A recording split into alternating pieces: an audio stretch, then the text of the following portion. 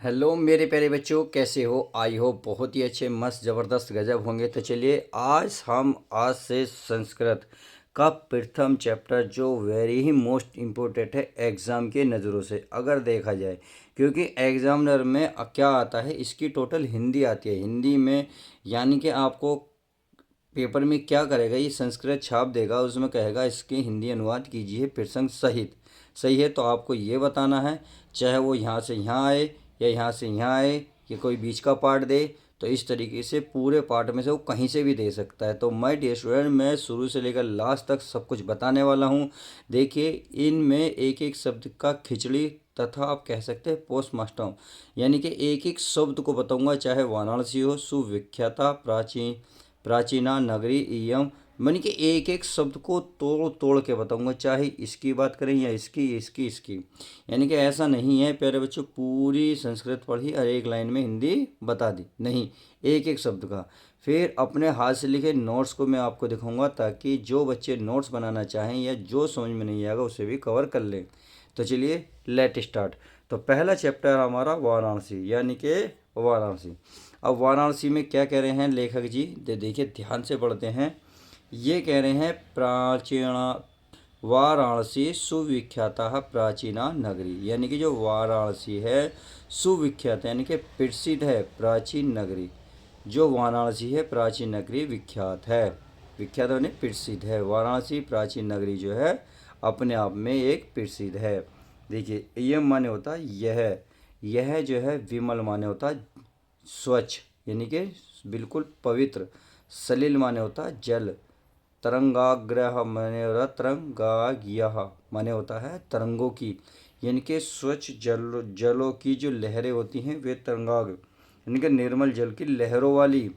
गंगाया माने गंगा के। कूले माने होता है किनारे। स्थित माने स्थित।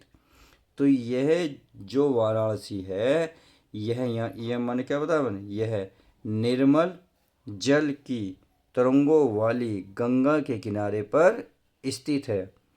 अस्य अस्य माने होता है प्यारे बच्चे इसके। घटानाम माने घट्टों की, यानी कि घटकों की। सही है, यानी कि घाटों की कह सकते हैं आप। वलयाकृति है, वलयाकृति माने होता है गोलाकार। पंडे का माने पंडित।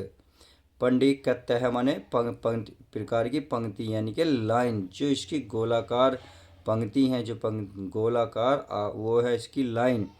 धवलाया चंद्रिकाया बहुराजिते। धवलायाम माने होता है प्यारे बच्चों सफ़ेद। चंद्रिका माने चांदनी में। बहुराजिते माने कि बहुत, राजिते माने सजती हैं, यानी कि बहुत ही अच्छी लगती हैं। यानी कि इससे माने इसकी जो घटना, यानी कि घट्टानान, यानी कि घाटों की जो वलाकृति गोल आकृति है, गोल आकृति पंक्ति जो है वो सफ़ेद चांदनी में, धौला माने सफ़ेद चांदनी में बहुत ही अच्छी लगती हैं। आगे गणित माने अनेक संख्या में। पर्यटक माने पर्यटक, यानी कि जो विदेशी से आते हैं। सूर सूर दूरेभ्याम माने दूर, बहुत दूर।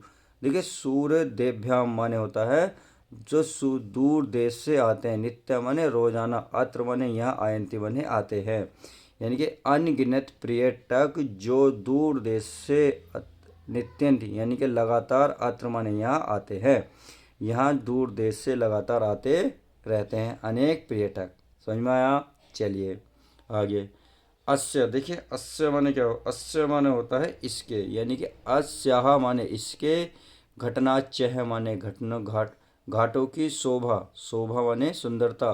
विलोक्य माने देखने के लिए। एवं माने यहाँ बहु प्रशंति, बहुत प्रशंसा करते हैं, यानी कि इसकी जो सुंदरता है उसकी घाटों को, यानी कि घाटों की जो शोभा है उसको देखकर एवं माने क्या होता है प्यारे बच्चों, इसकी बहु प्रशंति, यानी कि बहुत प्रशंसा करते हैं।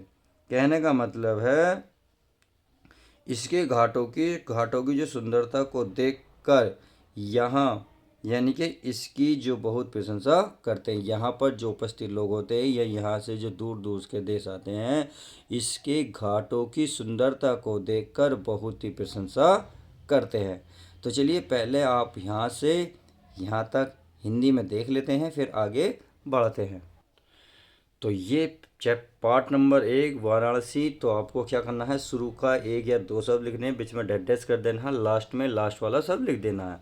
बीच में डैश डैश का मतलब है इसमें से रिलेटेड सब कुछ समझाया इसमें गया है। पहले आप संदर्भ लिखेंगे। संदर्भ का मतलब है इसमें क्या कहाँ से लिया गया है, सही है, कौन से पार्ट से है। तो प्रस्तुत संस्कृत गद्यांश हमारी पाठ्य पुस्तक के संस्कृत खंड में संकलित वाराणसी नामक पाठ से लिया गया है। समझ में आ गया। अब आगे सेकंड पॉइंट बनता है इसका क्या, प्रसंग। प्रसंग क्या कहता है, इस गद्यांश में वाराणसी नामक प्राचीन जो नगरी है के सौंदर्य का वर्णन किया गया है। सही है प्यारे बच्चों। अब आगे आगे क्या पढ़ेंगे, यानी कि आगे है इसका व्याख्या।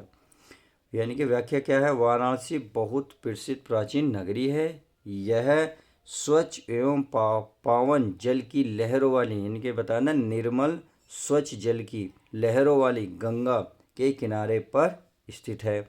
इसके घाटों की जो घुमावदार पंक्ति हैं, यानी कि गोलाकार जो पंक्ति हैं, सफ़ेद चांदनी में, यानी कि रातों को जब सफ़ेद चंदा निकला होता है तब सफ़ेद चांदनी में बहुत सुंदर लगती हैं। यहाँ प्रतिदिन यानी कि रोज़ाना दूर दूर से अनेक पर्यटक आते हैं और इसके घाटों का सौंदर्य देखकर इसकी अत्यधिक प्रशंसा करते हैं। समझ में आ गया। चलिए अब आगे देखते हैं। तो आगे है प्यारे बच्चों, देखिए ये कह रहा है वाराणस्याम प्राचीन काला देवः गृह गृह विद्या दिव्य ज्योति ओ उद्यते, यानी कि वाराणसी प्राचीन काल से ही, इनके वाराणसी में कह सकते हैं वाराणसी में प्राचीन काल से ही देव गृह गृह गृह गृह मतलब घर घर में, वाराणसी में प्राचीन काल से ही घर घर में विद्या माने विद्या की, दिव्य माने दिव्य आलोकित, ज्योति माने ज्योति, औदित्य माने चमकती है। इनके वाराणसी में प्राचीन काल से यानी कि पुराने समय से ही घर घर में जो विद्या की ज्योति है, विद्या की तो दिव्य ज्योति है, वह हमेशा चमकती है, यानी कि चमक रही है। आगे है अधुनपि अत्र संस्कृत वाग्धारा सतत प्रवाहित है। यानी कि देखिए अधुनपि का मतलब होता है अब भी, यानी कि अभी भी। अत्र माने यहाँ, संस्कृत और वाग धारा का मतलब होता है वाणी की धारा, संस्कृत वाणी की धारा।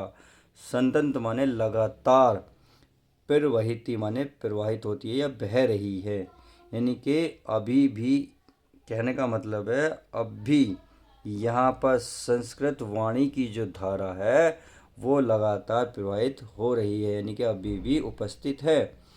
जनानाम ज्ञानंच वर्धतेति, यानी कि देखिए जनाना माने जानने वाले, यानी कि यहाँ एक प्रकार से आएगा लोगों को। ज्ञानंच वर्धते माने बढ़ता है, यानी कि ज्ञान जो है बढ़ता है। यहाँ लोगों का ज्ञान, यह लोगों का ज्ञान बढ़ाती है। ज्ञानानाम ज्ञानंच वर्धति, यानी कि ज्ञानवच्च वर्धति, लोगों का यह ज्ञान बढ़ाती है। अत्र माने यहाँ अनेक आचार्य, यहाँ अनेक आचार्य मूर्धता, देखिए मूर्धता माना होता है सर्वश्रेष्ठ, विद्वांस माने होता है विद्वान। वैदिक वाडकमस्य है, वैदिक वाडकमस्य का मतलब होता है वैदिक साहित्य के, यानी कि वैदिक साहित्य के अध्यापने च इदानी निरतः, अध्ययन माने अध्ययन के लिए, अध्ययन और अध्यापन के लिए, यानी कि अध्ययन और अध्यापन के लिए इदानी निरंतर लगातार यहाँ आते हैं। समझ में आ गया। देखिए दोबारा समझ लेगा। यहाँ अनेक आचार्य मूर्धतः क्या बताया था अभी, सर्वश्रेष्ठ, विद्वांस, वैदिक कालीन वैदिक साहित्य के अध्ययन में, यानी कि क्या कहता है ये इसे, अध्ययन में या अध्यापन कहेंगे प्यारे बच्चों, कहेंगे ये रहा अध्यापन, अत्र नहीं है कहीं और है, ये रहा वैदिक काल है, यानी वैदिक साहित्य से अध्यापन और अध्यापन, ये अध्ययन और अध्यापन, च माने और, इदानी निरंतर, देखिए इदानी माना था इस समय, निरंतर माने लगातार आते हैं। यानी कि अभी भी लोग वैदिक साहित्य के अध्ययन और अध्यापन के लिए आते हैं। न केवल भारतीय ही अपितु वैदेशिकाः वीणावाणय्याः अध्ययनार्थम् अत्र आगच्छन्ति निःशुल्क च विद्या गृह्णन्ति। यानी कि अपितु बल्कि विदेश न केवल भारतीय अपितु माने बल्कि विदेशी के वीणागण क्या हमारे देखिए ये क्या होता है, यानी ये होता है प्यारे बच्चों संस्कृत का क्या आता है वैदिक साहित्य वीणावाणक्य माने होता है प्यारे बच्चों संस्कृत का अध्ययन माने अध्यापन के लिए यहाँ अत्र माने यहाँ आगच्छन्ति माने आते हैं और माने और निःशुल्क माने फ्री विद्या गृह्णन्ति और फ्री विद्या ग्रहण करते हैं। आगे देखते हैं अत्र माने यहाँ हिंदू विश्वविद्यालय यानी कि हिंदू विश्वविद्यालय संस्कृत विश्वविद्यालय काशी विद्यापीठम और काशी विद्यापीठम इत्यते तत्र है। इत्यते का मतलब क्या होता है प्यारे बच्चे, इस प्रकार ये तीन जो है विश्वविद्यालय संति माने हैं। इस प्रकार ये संस्कृत के तीन विश्वविद्यालय उपस्थित हैं संति हैं। आगे है प्यारे बच्चों ये सुमाने जिनमें नवीनाम यानी कि नवीन और प्राचीन यानी कि नवीन और प्राचीन ज्ञान विज्ञान के विषय का अध्ययनम माने अध्ययन प्रचलित माने चलता है, यानी कि अध्ययन आज भी चलता है। इन विश्वविद्यालयों में कौन से अत्र माने यहाँ जो है हिंदू विश्वविद्यालय संस्कृत विश्वविद्यालय और काशी विद्यापीठ विश्वविद्यालय जो ये तीन विश्वविद्यालय हैं यहाँ पर आज भी नवीन और प्राचीन काल का ज्ञान विज्ञान के विषय में अध्ययन आज भी चलता है। तो चलिए हाथ से लिखे नोट्स को शुरू से लेकर लास्ट तक देख लेते हैं। चलिए नंबर 2 देख लेते हैं। नंबर 2 क्या कह रहा है, ये कह रहा वाणास्याम मैंने प्रचलित यानी कि शुरू का लास्ट का शब्द लिखना है। बीच में क्या कर रहा है संदर्भ आपका देखिए पूर्ववर्ती रहेगा, प्रसंग चेंज हो जाएगा। प्रसंग को ध्यान से देखेंगे। कह रहा है इस गद्यांश में वाराणसी में स्थित ज्ञान के केंद्र रूपी विभिन्न विश्वविद्यालयों का वर्णन किया गया है। सही है। अब यहाँ से व्याख्या पढ़ते हैं। ये क्या कह रहा है, ये कह रहा है वाराणसी में प्राचीन काल से ही घर घर में विद्या की अलौकिक ज्योति प्रकाशित है। आज भी यहाँ संस्कृत वाणी की जो धारा है लगातार प्रवाहित हो रही है, बह रही है। आज भी संस्कृत की जो वाणी है वो भी आज भी बोली जाती है और लोगों का ज्ञान बढ़ा रही है। चलिए नेक्स्ट देखते हैं। समय यह अनेक आचार्य उच्च कोटि के जो विद्वान हैं वैदिक साहित्य के अध्यापन में यानी कि अध्ययन और अध्यापन में लगे हुए हैं। केवल भारतीय ही नहीं बल्कि विदेशी भी देववाणी संस्कृत के अध्ययन के लिए यहाँ आते हैं और निःशुल्क विद्या प्राप्त करते हैं। यहाँ हिंदू विश्वविद्यालय संस्कृत विश्वविद्यालय और काशी विश्वविद्यापीठ ये तीनों जो विश्वविद्यालय हैं, यानी कि कौन से विश्वविद्यालय कौन सा है, हिंदू विश्वविद्यालय संस्कृत विश्वविद्यालय और काशी विद्यापीठ, ये तीनों विश्वविद्यालय हैं जिनमें ज्ञान विज्ञान के नए पुराने विषयों का अध्ययन चलता रहता है। आई होप समझ गए होंगे। तो चलिए आज हम यहीं तक रखते हैं। नेक्स्ट वीडियो में कंप्लीट चैप्टर करेंगे। तो कैसी लगी वीडियो लाइक करके ज़रूर बताएं।